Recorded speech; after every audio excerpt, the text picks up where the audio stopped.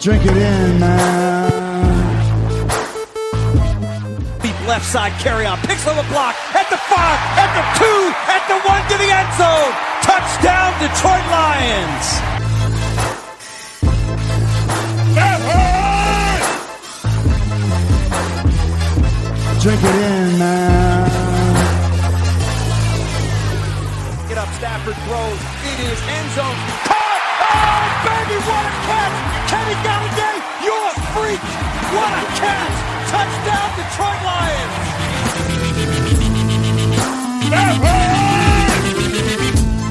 Cornbread! I love the Lions! Say it with me! I love the Lions! Drink it in, man.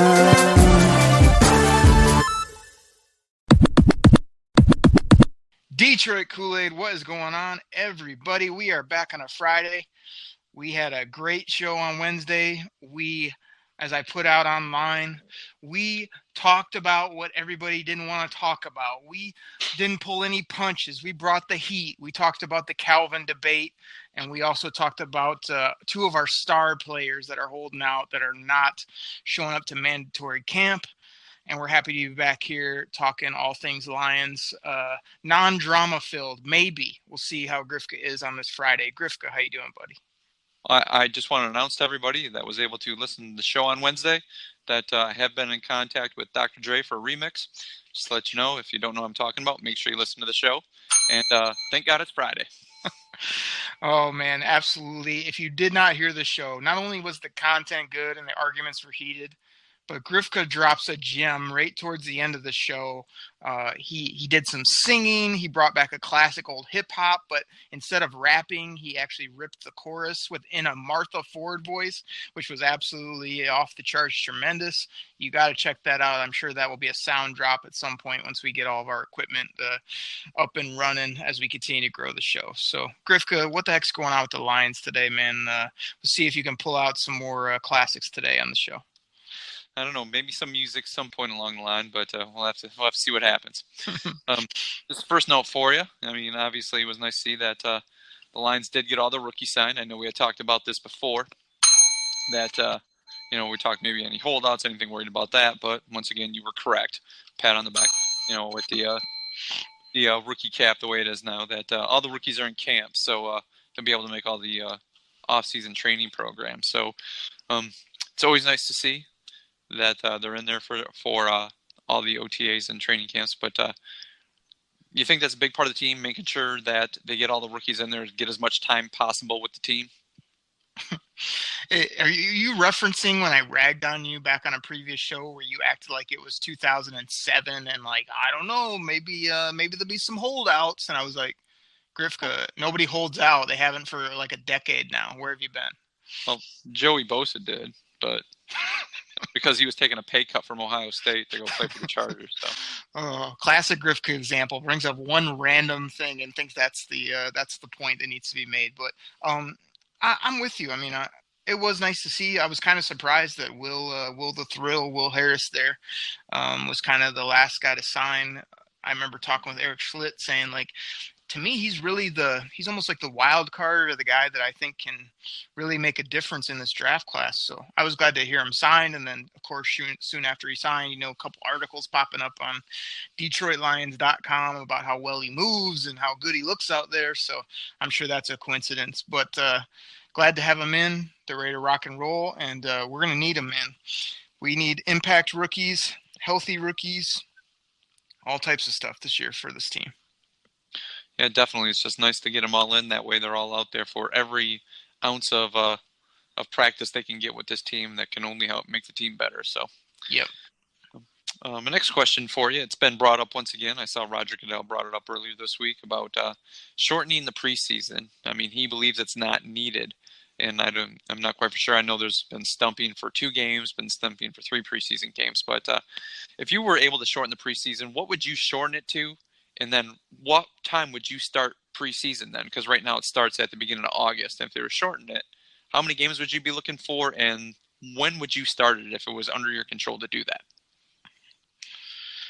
Well, Grifka, it needs to be under my control because I feel like we have been hemming and hawing about this topic for a long time, and it always comes up, well, 18 games, I don't know, this, that, and the other. Like, I mean, it's 2019. It's going to be 2020 pretty soon. I think we've reached the point where everything else has progressed, where we can do things faster, more efficiently. We have new reasons for doing things, yet we're still fumbling around with this 4-game meaningless preseason. I mean, me and you don't even go to the preseason games, and if we do, I mean, it's a total snooze fest. We'll like talk ourselves into, oh man, I'm excited to go. Like maybe we could see this backup player, maybe this guy. Well, I really want to see him play. And then you get there, and like the first half of the first quarter is in the mix, and you're like, oh my gosh, this is just brutal football. It's just unwatchable. And yeah, there's some evaluation for coaches at a certain level, but I'm pretty sure you can get that done with a couple preseason and then maybe an inter squad practice of some sort, and maybe some extra time in the film room, and figure out if these guys can play and process or not. So let's get rid of 2 of these preseason games, come up with some other unique way to let the coaches have their hands on them a little bit more, but not play some random football game, and let's move forward. I'm sick of this. I really want 18 NFL games, to be honest. I mean, I know that kind of changes the game with stats and records and, physicality and all that type of stuff. But I would not be mad in the least if the players and Mr. Goodell there can work out something in the next agreement to say, yeah, we'll bump up to 18, just take away 2 preseason, give us more money, and limit, some other facet that they want limited. Like, let's get that done. So then you would still start training camp at the beginning of August, and your first game would probably be what then? 2 weeks earlier? That'd be the week before Labor Day then? No, I don't think you bump up or change the schedule. I think you just start when you normally start. You just maybe even play like 1 preseason game, and then you have a 2-week break where you do other things, whether it be more practices, maybe give them, I don't know, if you're not doing a game, you could probably throw in another padded practice or 2, and then, like I said, give them some other concessions financially and whatnot. But then in like 2 weeks, you play another preseason game, or you play them maybe right in the middle. Maybe you have, like, you start training camp, but instead of a game, like a week later, you have like 2 weeks of camp, and then you play a game, and then you recover from that game, you play your next game, and then you have 2 weeks off before you get to the season. Maybe, I don't know, like people would say rust, but I feel like you just find a way to spread those out. You still have a month, because usually camp is like end of August, right, or middle of August, and then the season is that first week of September. You still need that month to sort of after Labor Day is when it would be. You still need that month or so to sort of get your team going and get game plan for your first game, but you don't need these meaningless. I mean, now it's like starting quarterbacks don't play more than 10 plays in the preseason. I mean, you don't have star players out there for more than half a quarter. I mean, back in the day, at least they would play kind of,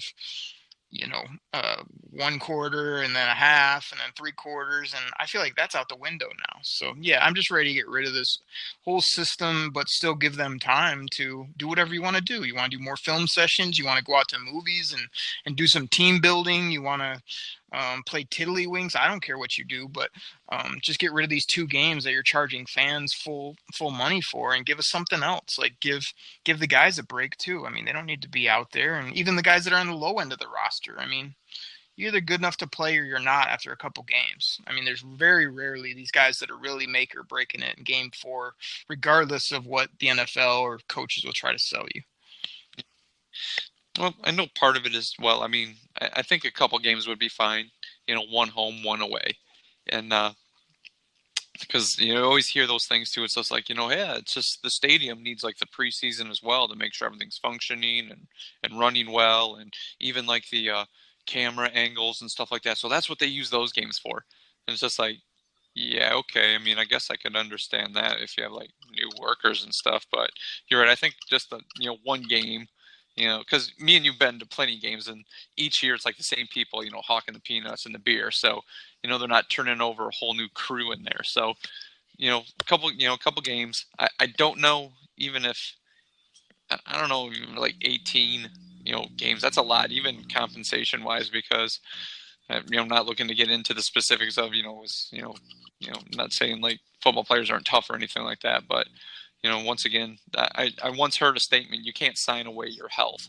So no matter how much money you give them, and still it's one of those things could come back, concussions, everything like that. So you're right. It's one of those things they would have to figure out as well. But I think a couple games would work just fine, and maybe start at like the second week of August, training camp, and then a couple preseason games go right into the season. So. Okay, just have a couple other things here I kind of want to discuss with you here. Just a couple basic questions. I'm just looking for your point of view on this, Derek. I was reading an article the other day, and they were talking about every team's most underrated free agency signing. And once again, stuff like that always gets me. I always want to read. And the Lions' most underrated free agency signing, who they said, was Trey Flowers, most underrated.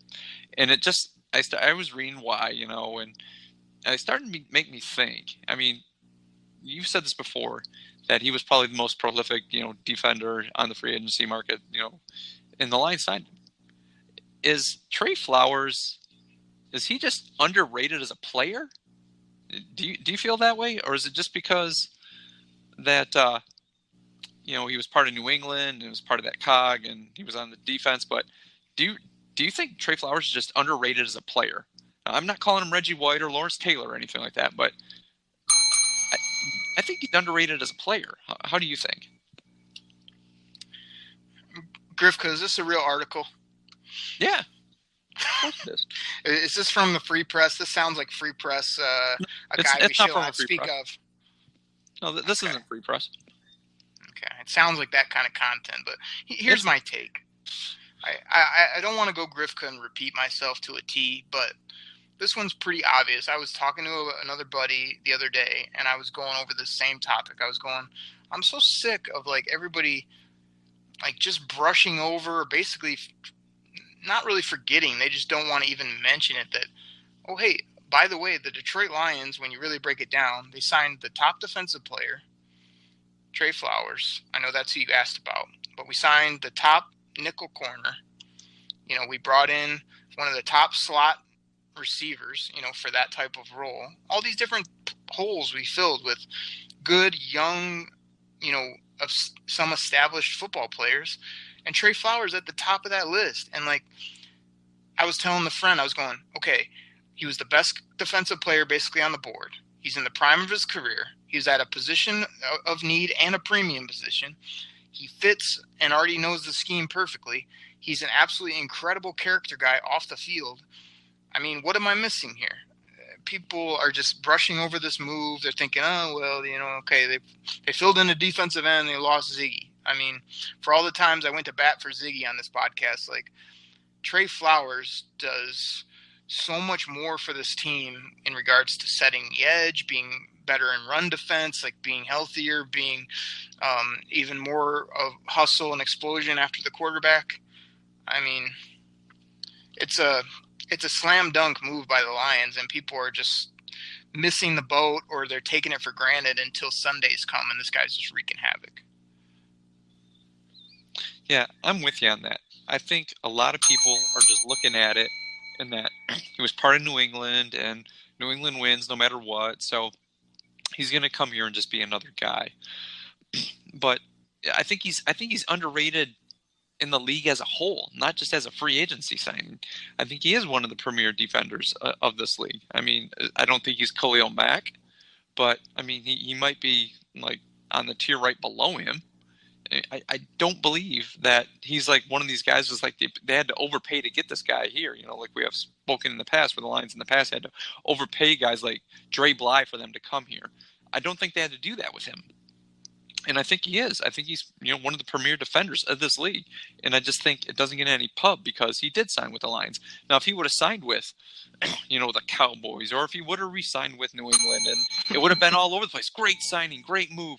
Could you imagine pairing him up here? He's just going back to New England, doing what he did before. I mean, it's a great play by these teams. But it's with Detroit, and everybody's, well, it's Detroit. Good job. Nice. Here's a golf clap. But I think as a whole, I think he's one of the premier defenders in the league. And like you said, people just kind of poo-poo it off to the side. So I believe he's underrated as a player, not just as a free agency signing. But that's just me. Yeah, I'm with you. You deserved a couple more Grifka bells there, but I'm wearing it out here on this episode. So I'm there with you. All I wanted to know is I was waiting for you to compare him to Reggie White or Lawrence Taylor, but I won't give you 2 more bells for that. I did that earlier. I wasn't calling him that, but he may be a couple steps below those guys. But okay, I'm glad you ran it. Khalil Mack's not Lawrence Taylor or Reggie White either, so. Yeah, I'm glad you got the Grifka rant about the Cowboys, the Packers, the Patriots. That's always a classic. So. Yeah, of course, man. I couldn't go without. My next question for you was another article I saw that they said, the biggest thing that each team wouldn't be able to, couldn't have going into training camp. And that was the biggest thing was that Matt Pat, not putting too much pressure on Matt Pat.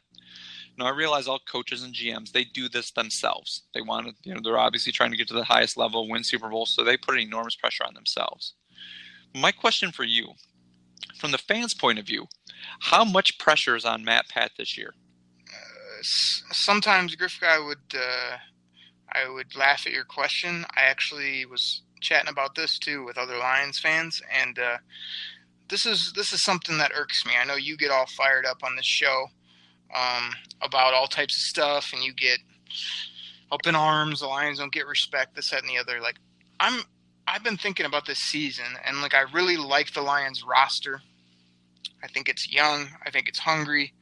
I think that they have depth at positions. I know we talked about that, or they have before, of saying we really like our depth at X, Y, and Z spot. Well, I think if you really go up and down the roster, they really have added a 2-3 player tier at some spots where years ago we had 0 people that were quality at that position. So saying all that is to say, I'm really worried that if, injuries bite us or something bad happened, that, everybody would be calling for the GM or the head coach's neck, oh man, these guys can't get it done. We got to just move on. And me and the individuals I was talking to about this were kind of we were more set on, we think that would be the case, is that people would really be in that mode of hey, we got to find new GM, new head coach, when really we were kind of hoping that if it did go south, and with the caveat that if Matt Stafford really had a down year and lots of turnovers, lots of really just bad play for whatever reason, we were hoping that it would finally be time where people would say, man, we just kept giving it a chance. We were hoping you'd turn the corner. We'd hope that you'd win the big game. And we've reached a point now where we can't continue to go to year 12, year 13, whatever it would be at that point. So, I'm expecting a great year from this team. I think that the pieces are in place. This is year 2. I feel like the groundwork's been laid by the coach. And, I think they will not only win and play well in clutch situations, but if the record was to be in that 6 wins or lower, I think you're going to have to move on from the quarterback, not so much the head coach or the GM, if that makes any sense, because these guys have been laying this plan. They've only been here for 2 years together, and I think that together makes a big difference, based on scheme, fit, and what they're trying to build. So that's what I would do if it was a rough year. But again, I think some of these negative things, Grifka, are things we don't need to talk about, because I think not only would they come out and play well, but I've been on board saying, as much as I push Matt Stafford and want him to be great and want him to get that moxie back, as much as I think he will. I think he has what he needs now, and he's motivated, and he's out to prove a point, and I think he will here in 2019. So I think this will be a moot point when it's all said and done. Okay. See, I think with where the Lions were at when, they fired Caldwell and, there was all get to the next level. And I know you said in the past that the Lions took a step back, but rebounded this year. And, obviously going forward, you're not looking at a 6-10 as a positive year. You're not looking, I think from my point of view, it doesn't sound like you're counting 7-7, 8-8 even as a positive year for the team. I think there's a lot of fans out there that like yourself, like you said, this is second year.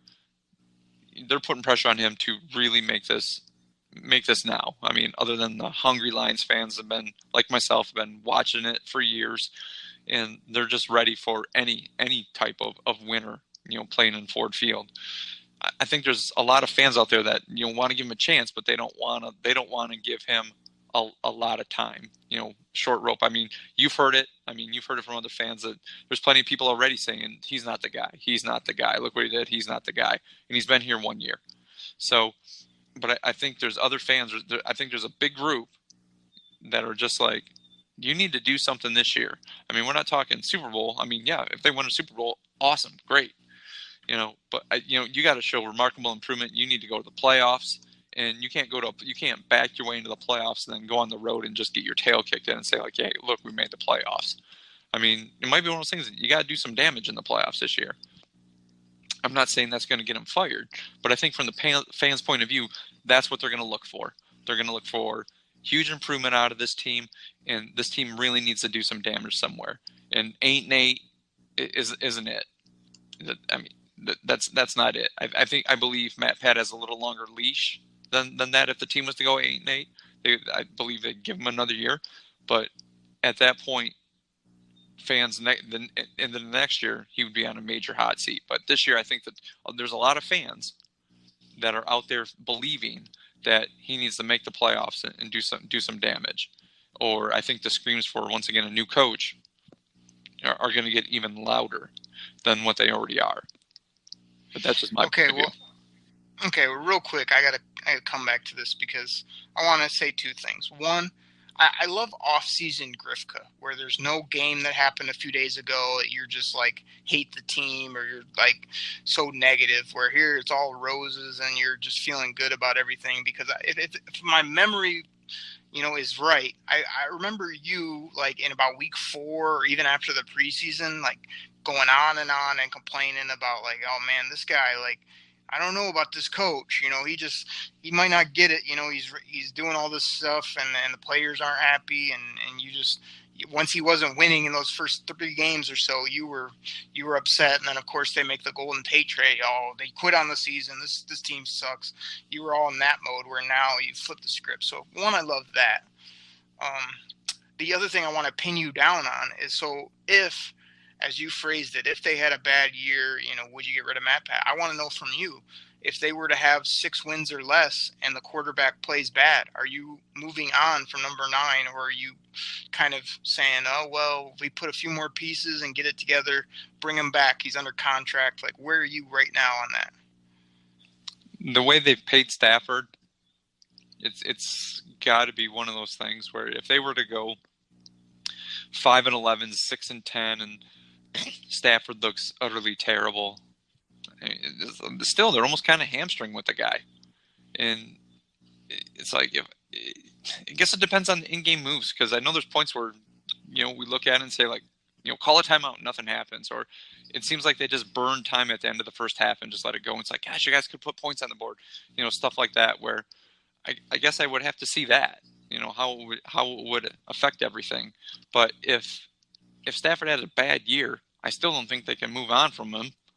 And it might be one of those things where you can't fire the players, you can fire the coach. But that, yeah, see, okay, we got you on record then, because I'm differing, man. I'm like supporting the quarterback, and I know he has got the arm talent, the brain, the want to. But I mean, if he was just to put a clunker up, the time has run out, in my opinion. But like I say, that's why I'm banking that he won't do that, and it's not always on him. But I'm also getting sick of what you just said, which is, oh, we're hamstring, we've paid him. Like, that worked like 3 years ago. Yeah, okay, we did. Or, yeah, we didn't have any better options. Like, that's pretty much, that window is closed. And the same is said if he comes out and balls out. If he has a great year, okay, he's under contract, and he's the leader of our team, and we've got all these pieces. Let's roll. But I think it's one or the other this year. Yeah, I mean, I could see both sides of that coin. Let's put it that way. But we're just opposite sides of the coin right here. You're like, yeah, if he has a bad year, we can scrap him, start over again. and it seems like owners tend to fall under the fire the coach, not the player type thing. So, but hold on, it's not start over. It's just get a new quarterback. Which, like, as long as you have a really solid team, which I think we would admit, like, you know, even if the Lions had a bad year, I mean, I wouldn't say, oh, their whole roster is garbage. I mean, they would still have good young pieces. Just like I say, the quarterback didn't play well. The offense maybe wasn't where it needed to be. You know, injuries. But you're not scrapping the whole team. You would just be saying, hey, we need a new signal caller, which, you know, we don't want it to happen. But I guarantee if it does happen and a new guy, whoever it may be, came in here and played gritty and won, I mean, as much as we don't want to admit it, at the end of the day, that may be the infusion it needs. Hey, we got a good young roster, and bam, here's a new signal caller with a new way of doing it that can put us over the hump that we've been trying to get over. Like, I don't think that's the case right now, but if they did go that route, you could look back in a year or two and go, man, like, what a difference this player made, you know, at the quarterback position. Or wow, you know, one more skill guy at whatever position, like, really gets us going. And we just don't want to even do that because we're so set on who we've paid, as you said, or just who we've had. But I mean, the clock runs out at some point. So like I say, we could go back and forth, but don't think of it as scrapping everything. Just think of it as, yeah, they're doing a reset at the quarterback position, not everywhere. Yeah. This topic about a different quarterback may come up in another show, because this I believe deserves maybe a little longer discussion, but we maybe we'll do that later. One more question here for you. Speaking of Stafford, actually not speaking of him, besides Stafford, you know, we're talking about if the Lions throw out a clunker. Besides Stafford, is there anybody on the offense or defense that the Lions could really ill afford to lose? And, you know, if they were to lose this guy, it's like, okay, the wheels fell off. And I'm talking besides Stafford, obviously. I think we're in agreement if they had to go with either Savage or Connor Cook. And it's looking like not a very good year. But is there somebody else on the offense or defense that the Lions can really ill afford to lose? Well, I mean, this goes without saying, Grifka, but I think the tight end is probably the most important position on the team other than the quarterback. Wouldn't you agree? So Logan Thomas, if they lost Logan Thomas, that would really hurt. Wouldn't it? No, man. T.D. Hawkinson, your boy. No, seriously, though, this is kind of it's a tough question to nail down. I mean, because I definitely don't think football is about one player or the other. You know, it's 11 versus 11, and there's so many moving parts that's why you build a young, cheap, good athletic football team and not just put it all on one person's shoulders. And as you said, you took the quarterback out of this, which is the main cog of the wheel, not only on offense, but also just galvanizing the team and being that difference maker. So if you take him out, I mean, the name that would come to mind is, gosh, I feel like on the defensive side of the ball, if you don't have big snacks in the middle, I just feel like we didn't realize it going into last year. And I used to always say, like, oh man, you know, a big space eater, a big nose tackle, you know, dime a dozen. But when you have a guy like this that really just plugging him in and what he does, both run and a little bit of his gap penetration, like, excuse me, he just seemed like the minute he came in, we went from a lower part of the league in defense to a top 10. I mean, it was that immediate. So I'd probably say him on the defensive side of the ball, and I'm just trying to think offensively. I mean, if I had to throw an offensive name out, gosh, you know me, man, it's between Kenny and Kerryon, and I think I would just go with Kerryon Johnson. It's kind of crazy because he's only in year 2, but the Lions have never had a running game basically since I've been a fan. He showed amazing glimpses, and he's young. He's got all the attributes you look for. And I really would love to see Matt Stafford with a thoroughbred running back like that for even if Kerryon was to miss a couple games due to like Nixon's things here or there, like give me 14 games with a really healthy, ready to rock Kerryon. And if he was to go out with a knee, ACL, some type of really back injury that lingered. I mean, yeah, I think that puts us back to where we were, where the offense is just stagnant looking for answers, which is where I don't want to be. So give me carry on the offensive side of the ball, Snacks defense. I know those aren't like crazy outside the box, but I think they're pretty solid answers and pieces that we definitely don't want to lose. Okay. Well, since you stole the guys I was going to mention, I mean, I'll pick a couple different other guys and make a claim for them. The first guy, I will start with defense as well. I'm going to have to go with Slay. I mean, I know they signed, plenty of defensive backs and drafted some more, but I don't know if with the loss of Slay, if the team would be able to recover that much. You would need an awesome pass rush at that point, just so those guys wouldn't have to cover for such a long time. So at least Slay, I mean, he's not Deion Sanders, but that's one of those things where you can almost kind of believe that half the field's, at least, taken away 90% of the time if Slay's on the field. So if he's gone, I mean, you're really limiting yourself in the defensive backfield again. So he would be my defender. And since you took carry on, I don't want to say this. Gosh, I believe with the way the offensive line is, they're looking to reshuffle to get better. I think that needs to be rock solid. And to say that, I believe if they lost your boy Taylor Decker / Jeff Backus, it would it would make it difficult. Like I said, he's not Anthony Munoz or Jackie Slater. I mean, he's not him, but he's average. He's out there. He plays. I mean, that's what, and everybody bagged on Backus, but Backus was at least out there. I mean, he was out there playing, and nothing's worse than when you got, you think one guy's terrible, and then you actually get their backup out there, and there's a reason why that guy's not starting. And I think the Lions may be in that position where they're shuffling the deck right now, trying to come up with the best offensive line they believe they have, and you're taking out your left tackle for an extended period amount of time. I don't think that can help at all. So those would be the two guys I would claim right there. Okay, well, first of all, I don't know if I feel a lot like worse about my answers because they were your answers. So I don't know if that maybe I totally missed the boat or like I'm losing my mind here. But the fact that we had the same two players on both sides of the ball is frightening to say the least. The other thing I'd say is like Grifka, like we got to get over Taylor Decker. Like he's not just out there. He's a good football player and he's our left tackle and you should want him to be dominant. So we got to get past this with you. He's not dominant. But he's not just a cardboard cutout at left tackle. He's good. Let's not be dropping the word good like an anvil here, okay? He's Jeff Backus, okay? They're the exact same guy. They are. Go back and watch more Jeff Backus football.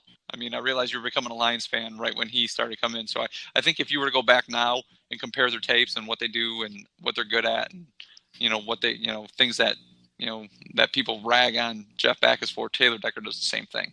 So. Okay. Well, we'll see when we go to training camp and I let him know how you feel about him. And then he, what are you talking? He never comes over to the fence line. All he ever does is walk right in to go take a shower. I'm sure TJ Jones, if he's still on the team, he'll come over and sign your autograph again. Taylor Decker's a good dude. He'll be over there, and I'll be like, "Oh, hey, this is Grifka. He thinks you're an absolute stiff," and then he just choke slams you right in the ground. Whatever, man. He'll know me because I'll have a record deal. He'll be wanting my autograph. He heard me sing. Oh man! Hopefully everybody heard you sing. Go back to Wednesday and check that out, as well as some heated opinions about. The beloved / jettisoned Calvin Johnson, and we also talked about Slay and Snacks. So everybody check that out for sure. Grifka, I mean, we battled it out on Wednesday. We kind of had a fun back and forth show. I mean, you got anything else for the people? Nope. All right. Well, man, I think I broke the Grifka bell today, and I even let you get away with a few, obviously's and some of your other Caldwell-isms that usually drop that is worthy of a Grifka bell. But hey, man, another good show. we will be talking next week about kind of a summary of what happened at OTAs. We didn't get into it too much this week, but we'll talk about who looked good. You know, it is kind of a mini camp, so a little bit more than just running around doing drills like they were before. So we'll talk all about it. And then I think maybe they have another week or so, but then it breaks for a long time. So we got a stack of other things we're going to do in that time. And then next thing you know, it'll be training camp, man. So thank you, everybody, for listening. It's another episode of the Detroit Koolaid Cast. Drink it in, and we'll check you guys next week. Take care. We're out. Pack the bag, start the plane. This game is over. It is over. What a comeback by the Lions. Drink it in, man.